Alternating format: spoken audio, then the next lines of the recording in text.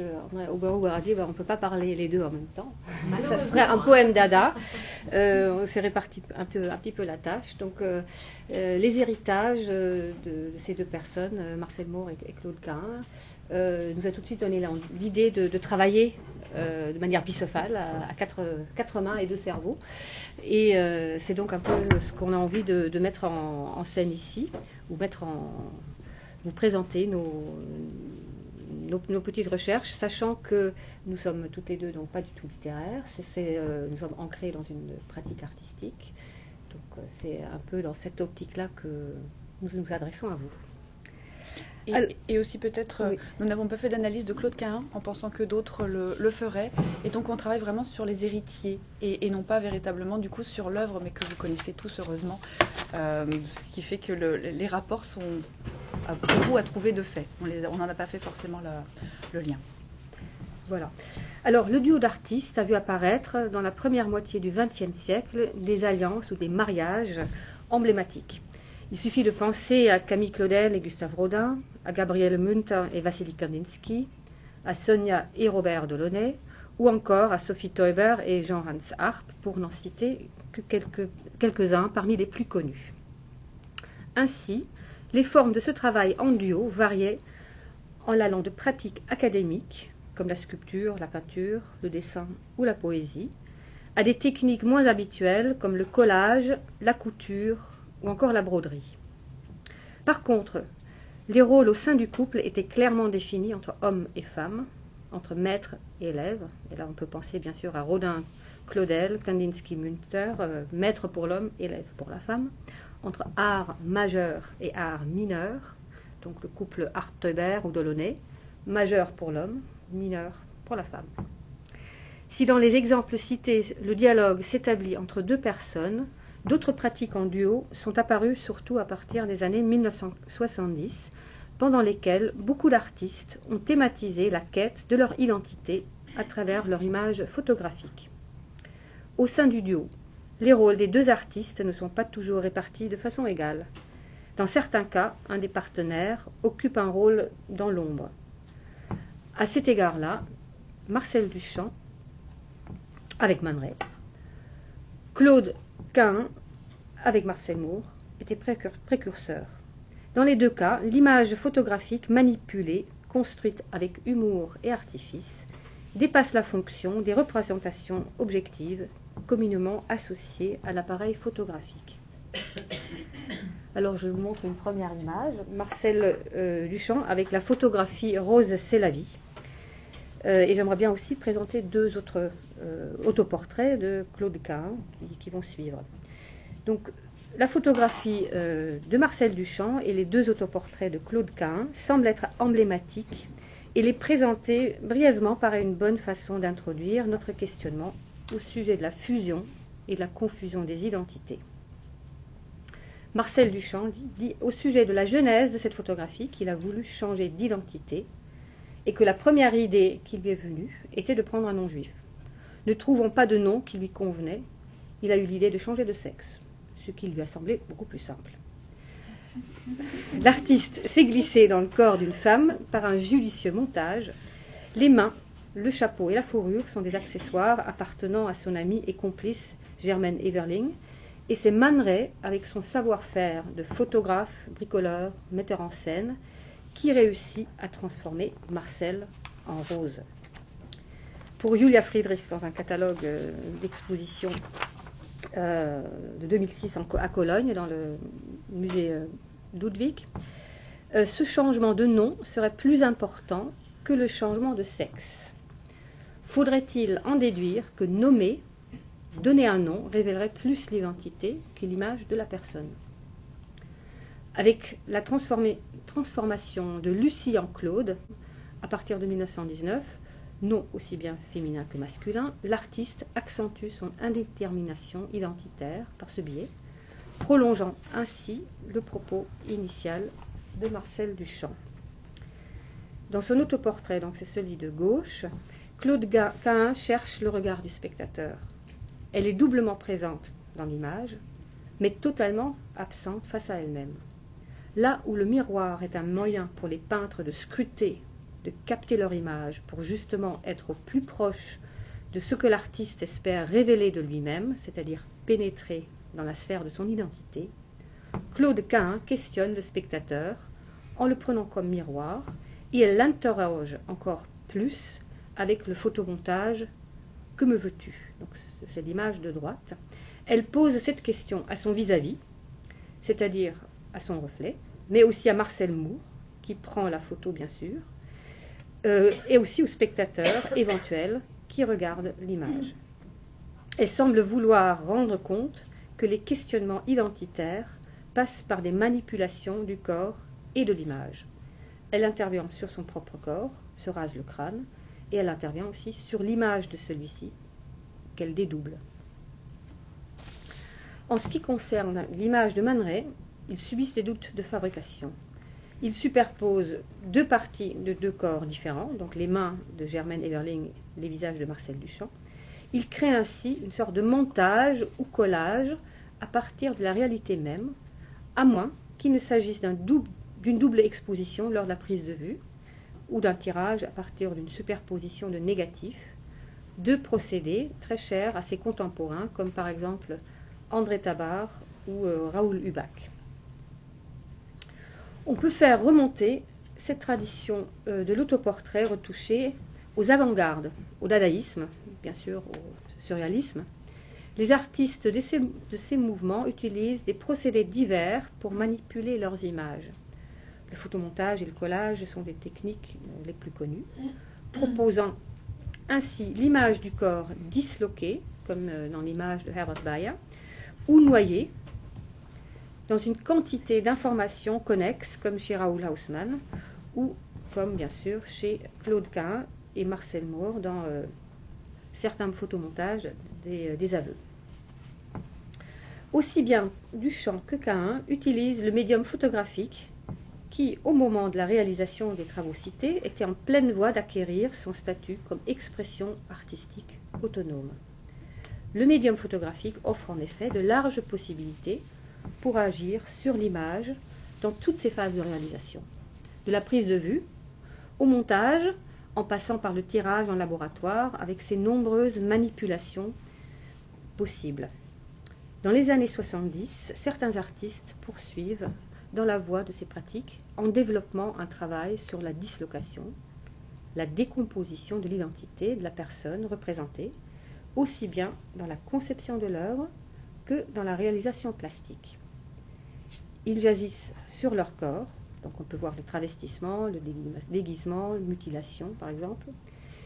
Ils agissent aussi sur l'image de ces corps, par découpe, collage, emprunt, fragmentation. Comment ces thèmes sont-ils envisagés dans le travail de ces artistes et dans quelle mesure pouvons-nous considérer leur pratique comme étant un héritage de celle initiée par Claude Cahun et de Marcel Moore? Ça va être donc une première partie que j'aimerais bien traiter à partir de quelques exemples. Alors, dans un premier temps, évoquons Pierre Molinier, qui met en scène son propre corps. Maquillé, déguisé et travesti en femme, il se crée une autre identité à partir de sa propre image. Il se montre par exemple ici avec 6 jambes mais avec un seul torse, en multipliant les prises de vue et les découpages. En refotographiant ce qu'il a déjà collé, il crée une accumulation de négatifs intermédiaires pour aboutir à un positif final. La fabrication de l'œuvre est camouflée par ces multiples opérations de laboratoire qui contribuent à la confusion de la lecture du corps et plus généralement à la lecture de l'image. Dans la Grande Mêlée, l'artiste démultiplie les jambes à outrance. Toute trace de montage est effacée par des internégatifs et des tirages multiples. Le halo clair du fond unifie cette mêlée de jambes et laisse apparaître une sorte de cellule dans laquelle naît un nouvel être. L'artiste démiurge, donne vie ou réifie les êtres à volonté. Ici, dans la Grande Mêlée, l'artiste efface toute trace du montage, comme s'il voulait donner une image parfaite de la fusion matérielle des corps. Avec d'autres photographies, il laisse apparaître les traces du montage. Contour des découpes en étoile de 6, par exemple. Dans un autre travail, Il procède par rajout de détails, là le sexe taille exagérée, insistant par ce moyen, sans ambiguïté, sur le processus d'auto-engendrement de l'artiste et de son image par lui-même. L'artiste se montre, se double et se dédouble dans un monologue nombriliste à souhait. Ce thème du double est traité en 1975 par Michel Journiac dans son travail intitulé Inceste. Il s'agit d'une série de 9 photographies de 3 personnages chacune, dont je vous montre quelques extraits ici.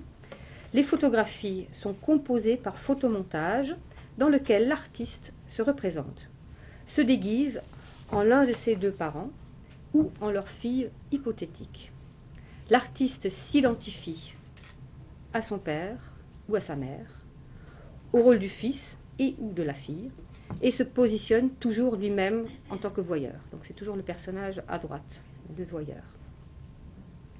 Il se désigne dans les titres en tant que fils-fille, fils-garçon, fils-père, fils-mère par exemple. Il fait s'enlacer toutes les possibilités dans un jeu combinatoire entre parents et enfants, et à qui s'identifier. Il est le fils, il joue le fils, joue la fille, la mère et le père à tour de rôle. Sa vraie mère et son vrai père, donc ça c'est plutôt ici,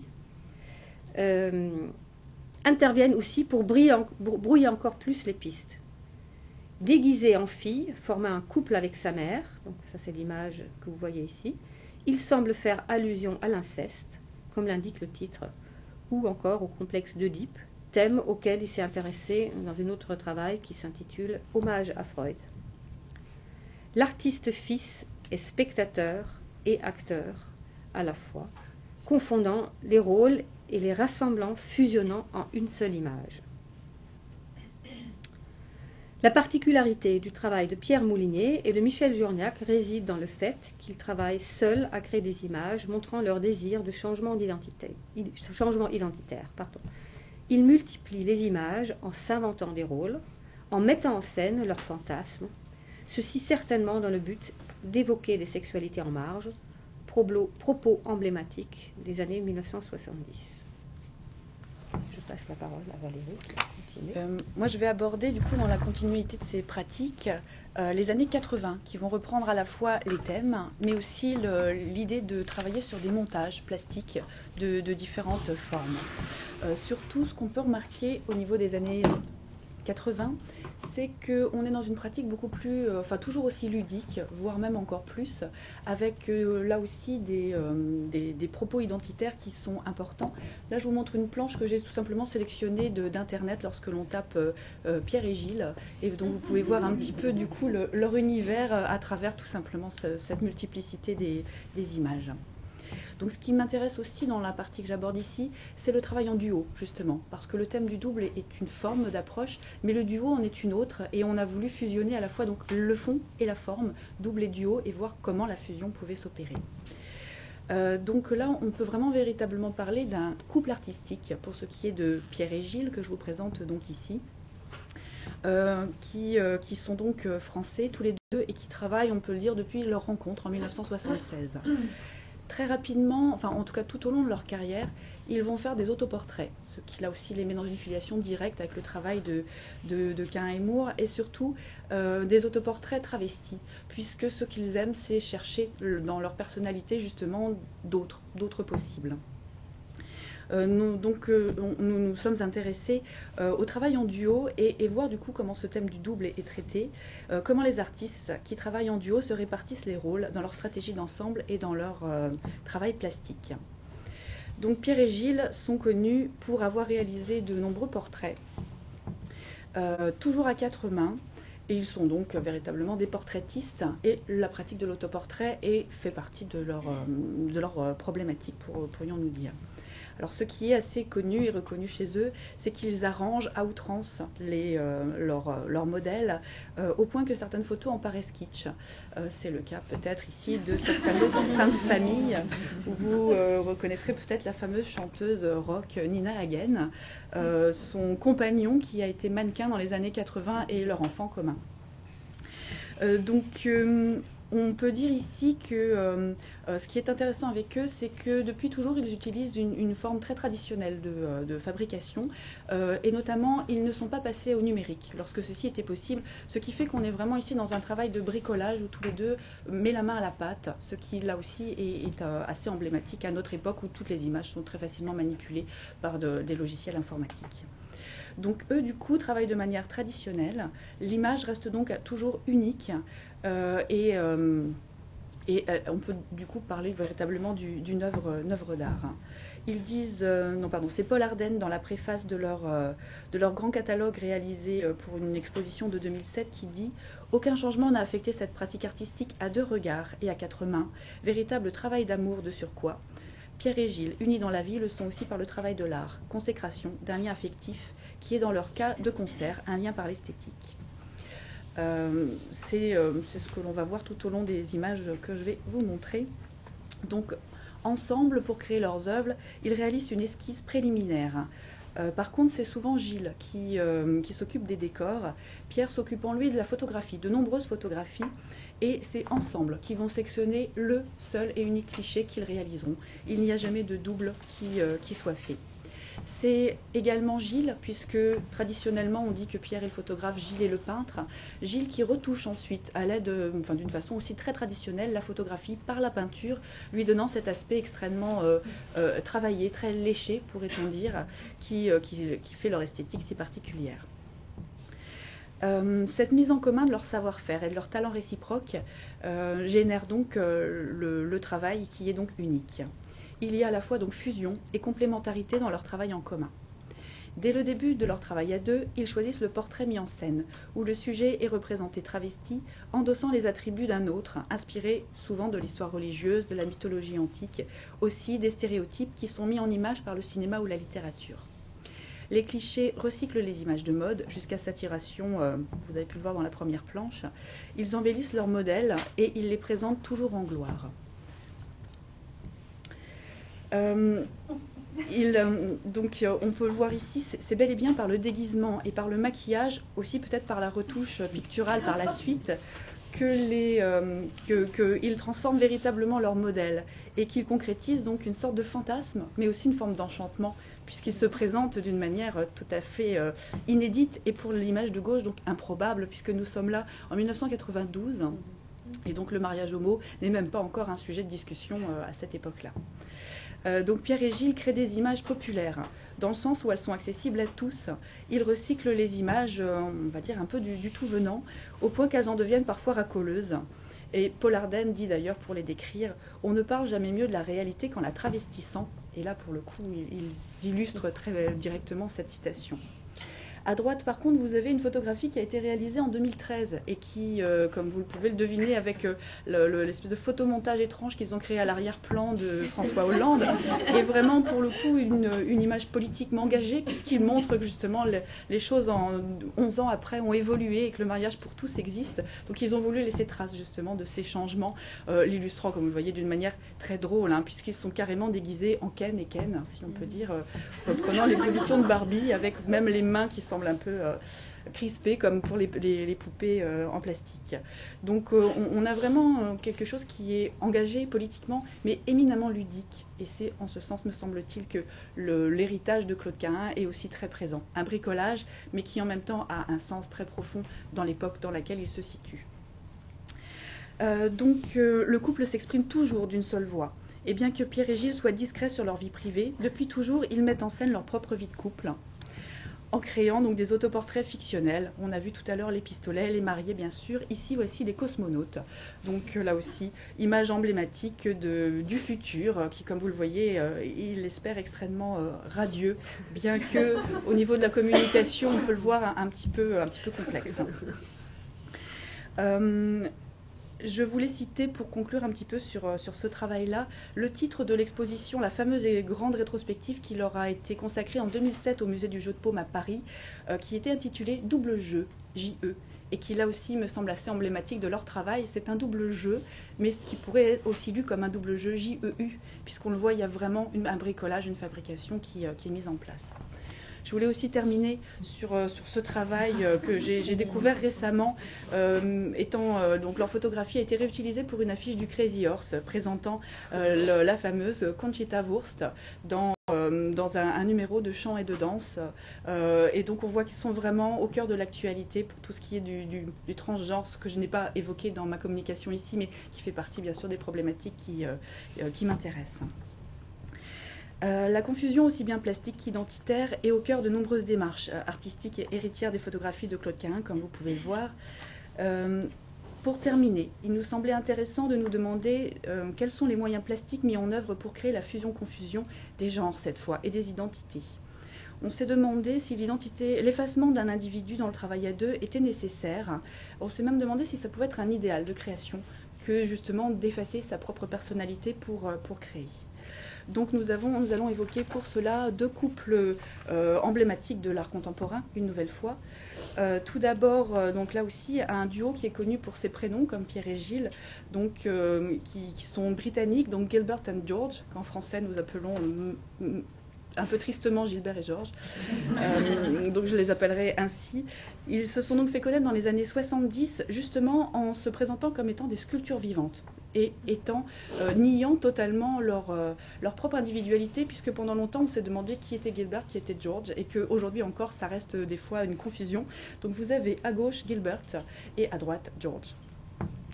Leur travail des années 70 était d'être des singing sculptures, donc de se présenter comme étant des sculptures, une manière de parodier évidemment l'art antique, si admiré encore à l'époque où ils étaient étudiants aux Beaux-Arts, et puis en même temps de mettre en avant des spectacles de musical dont le Royaume-Uni est assez friand. Donc ils ont utilisé le médium photographique assez rapidement, mais au départ, je ne vous ai pas montré de photos, c'était uniquement pour documenter leur soirée d'ivresse, pas forcément très créatif. Mais par contre, assez rapidement, je pense que c'est encore à la fin des années 70, ils vont vraiment utiliser le médium pour faire une photographie qui à l'époque est très innovante. Donc leur idée dans leur photographie, c'est de poursuivre leur travail de performance. Donc leur idée est toujours de travailler sur leur corps. La photographie est plus qu'un autoportrait, elle est finalement la performance en image. Donc c'est vraiment une pratique très, très étonnante dans la fin des années 70, puisque souvent la photo n'est que la trace de la performance. Eux au contraire, ils livrent une photo-performance. La photo est leur performance. Une espèce de bizarrerie sur laquelle je ne vais peut-être pas essayer de rentrer parce que j'ai peur de m'égarer. Donc leurs photographies vont exclusivement présenter leur duo, couple, qui prennent la pose. Ils vont toujours garder aussi les fameux costumes d'hommes d'affaires qu'on pouvait voir sur la photo précédente. Ils l'ont utilisé lors de la première performance et elle devient vraiment une sorte d'uniforme qui les caractérise. D'ailleurs, il semble même qu'en public, on ne peut jamais les voir sans cet uniforme et on ne voit jamais non plus Gilbert sans George et George sans Gilbert.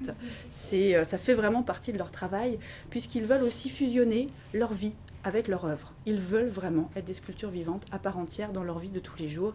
Il semblerait qu'ils prennent le thé aussi d'une manière extrêmement rituelle tous les matins, etc. Donc ils ont vraiment fait de leur vie une œuvre d'art. Je ne sais pas si on peut dire qu'ils sont devenus des images, mais peut-être peut-on se poser la question, est-ce qu'ils n'existent pas justement uniquement dans l'image qu'ils veulent donner d'eux-mêmes ? Donc leur véritable identité n'existe plus. En tout cas, ils tentent de la gommer le plus possible et dans leur travail artistique et dans leur vie de couple. Donc aux autoportraits de leurs propres personnages, comme vous le voyez ici, ils ajoutent des décors qu'ils prennent eux-mêmes en photo, toujours ensemble, dans les rues de Londres. Ils prennent des passants, des arbres, des graffitis, comme vous le voyez ici sur le haut de l'image. Tout ce qui accroche leur regard devient en fait une image qui pourrait leur servir de travail. Ils peuvent aussi faire poser d'autres personnages qui sont exclusivement des garçons, il faut bien le reconnaître, donc ceux-ci dans leur atelier. Et régulièrement, ils utilisent aussi de nouveaux motifs, parfois au départ des fleurs et des feuilles, plus récemment leur fluide corporel, qui vont devenir là aussi, on va dire, des motifs, on va dire presque de surenchère de leur personnification dans leurs propres images. Je vous remontrerai ça dans un instant. Ils utilisent donc ces clichés qui sont toujours tirés en de très grands formats. Vous voyez qu'ici nous avons une image de 3,60 m sur 11 mètres. Donc ce sont vraiment des extrêmement grands formats et toujours fondés sur le principe de la symétrie de leurs deux corps, auquel ils donnent rarement plus d'importance à l'un qu'à l'autre. Donc il y a vraiment un effet toujours de miroir qui est ainsi utilisé. Donc la composition est toujours minutieuse et elle sert bien sûr souvent leurs propos. Ils se veulent donc souvent porte-parole des minorités, des homosexuels notamment. Leur propos se veut toujours lutter contre la discrimination.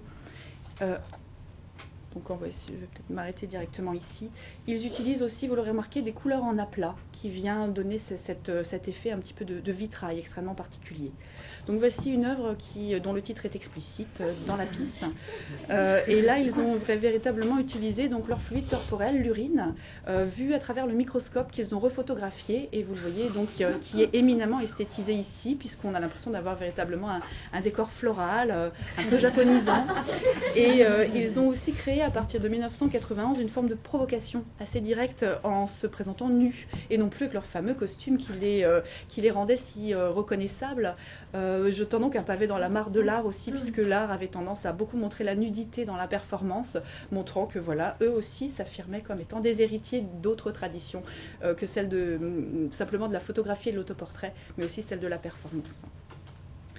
Voilà, je vais en terminer en vous disant donc comme vous le voyez, ce sont des travaux en grand format qui au départ étaient nécessités par le fait que les feuilles photographiques qu'ils utilisaient, puisqu'ils travaillaient avec de l'argentique, ne pouvaient pas être plus grandes, d'où cette volonté de quadrillage pour faire des choses très grandes.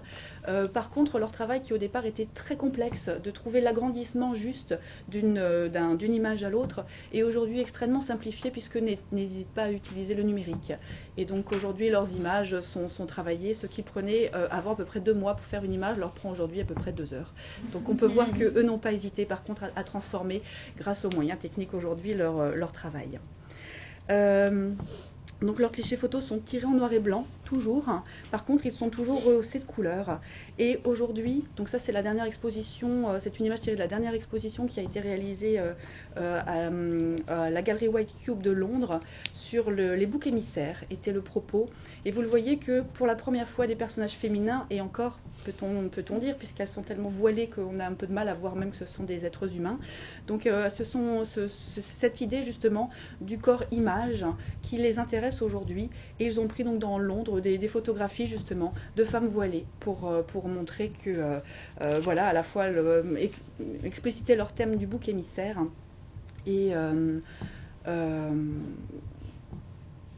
je ne sais plus comment rebondir, enfin en tout cas montrer la société de notre époque qui dépasse du coup les thèmes de l'homosexualité qu'ils ont longtemps mis en avant pour présenter du coup plutôt des thèmes de société dorénavant, qui est celui du regard que l'on porte sur l'autre, sur le corps, sur le vêtement, sur finalement ce qui est au cœur de leur œuvre de manière sous-jacente. Je vais recéder la parole à Anne-Gue pour la suite et fin. Ouais, donc chez Gilbert et Georges, vous aurez remarqué qu'il y avait cette esthétique de la grille qui peut peut-être rappeler un petit peu aussi des vitraux. Et je rebondirais sur cette esthétique de la grille qui peut rapprocher aussi les travaux de Gilbert et Georges au couple d'artistes allemands Lavic Müller, qui utilise exclusivement l'outil informatique, donc très grande différence avec ce qui précède, dans leur travail sur l'image. Depuis les années 1990, ce couple, donc là il s'agit bien d'un couple homme-femme ou femme-homme, réalise des portraits photographiques numériques sous forme de séries dans lesquelles ils mettent en œuvre le progressif passage d'une image à l'autre. Dans une grande série qui s'intitule Folie à deux, chaque planche se découpe ou se décompose de 16 images. En début et en fin de la série, il place une photographie, donc toujours en haut à gauche et en bas à droite, d'une des deux personnes, d'un duo ou d'un couple d'artistes. Donc d'un duo d'artistes ou d'un couple d'artistes. Donc c'est vraiment une restriction très, très forte sur une collaboration entre deux personnes. Grâce à l'outil informatique et par des manipulations subtiles de morphing, il passe d'un portrait à l'autre. Il montre ainsi l'image de départ et l'arrivée, bien sûr, et toutes les étapes intermédiaires, donc entre l'image de départ et l'image d'arrivée. La présentation en planche et le cadrage identique permettent de suivre la métamorphose étape par étape. Les images du centre de la planche font un état d'un entre-deux. Elles semblent être des photos d'identité comme les autres, avec cette différence que l'image ne correspond pas du tout à un individu, même si elle en porte les signes caractéristiques. L'image est tout autant fiction comme le corps qu'elle fait voir, et elle est en quelque sorte une anti-photo d'identité, un idéal inexistant de l'entre-deux. Pour eux, ce travail peut se lire comme une métaphore de la complexité de l'identité.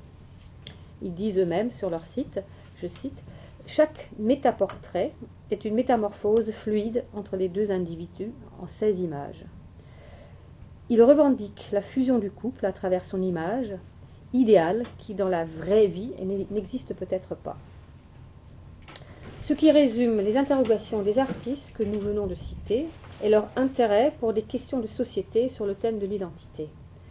Sous ces préoccupations ancrées dans des problématiques de leur époque, donc libération sexuelle, revendication et visibilité homosexuelle, transgenre, les artistes aiment aussi affirmer certaines libertés créatrices. Leurs travaux témoignent bien sûr aussi du plaisir, de la découpe, du bricolage et du jeu. Et c'est dans cette double approche qui sont bien des héritiers de Claude Cahun et de Marcel Moore. Le point commun entre les pratiques de tous ces artistes réside à la fois dans les métamorphoses de leur corps et de l'image de celui-ci, dans un désir de se présenter autre. Merci beaucoup de votre attention.